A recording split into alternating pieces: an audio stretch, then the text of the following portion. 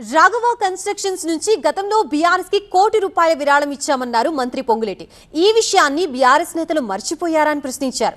అనేక కంపెనీలతో తనకి ముడిపెట్టి మాట్లాడడం విడ్డూరంగా ఉందన్నారు. అయితే పొంగులేటి ఆరోపణలకి కౌంటర్ ఇచ్చారు బీఆర్ఎస్ ఎమ్మెల్యే వివేకానంద. మాయ మాటలు చెప్పి తడిబట్టడం నన్ను నీ పార్టీలోకి తీసుకొచ్చి గొంతు కోసిన తర్వాత నీ పార్టీకి ఇదే రాఘవ కన్స్ట్రక్షన్స్ నుంచి అఫీషియల్ గా వైట్ గా ₹1 కోటి ఇచ్చామన్న సంగతి మర్చిపోయావా? అబద్ధాల్లో అప్పుడే పెన్నింటి వాసాలు లెక్క పెడుతున్నారా డ్రామాల్లో? రాఘవ కన్స్ట్రక్షన్స్ ఎవరిదని చెప్పించినావు? ఎవరిదో ముఖ్యమంత్రి గారు సభలో ఆన్ రికార్డ్ రాఘవ కన్స్ట్రక్షన్స్ కి పొంగులేటి శ్రీనివాస్ గారికి ఇదే పొంగులేటి శ్రీనివాస్ గారికి ఏం సంబంధం అండి అన్నాడు.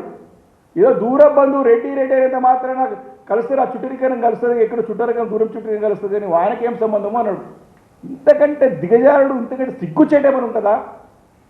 ఈరోజు వచ్చి దానికి అంత కూడా వివరణ ఇస్తా ఉన్నారు. ఈరోజు అంటే ఆ రోజు అసెంబ్లీలో ఒక మాట, ఈరోజు ఒక మాట. దీనికి రాఘవ కన్స్ట్రక్షన్స్ కి ఏమి లింకు కలుపుతాడంటే మోకాలకి బోడిగుండుకి లింక్ వేసి ఇది రాఘవ కన్స్ట్రక్షన్ కి సంబంధం ఉంటుంది అంటాడు. ఈ ప్రభుత్వంలో ఉన్న మంత్రికి సంబంధించిన కుటుంబ కంపెనీ అంటాడు. బోడిగుండుకి మోకాలకి ఏం లింక్ పెడతారా అని చెప్పిండు స్టార్టింగ్ లా, నాకు సంబంధమే లేదని చెప్పాడు.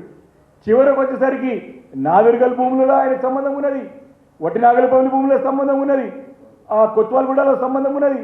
అదేవిధంగా క్రషర్ ఏమవుతున్నదో మానస మన తిరుమల మెటల్ అని చెప్పినాడు, కొత్వాలగూడ దాంట్లో సంబంధం ఉన్నది.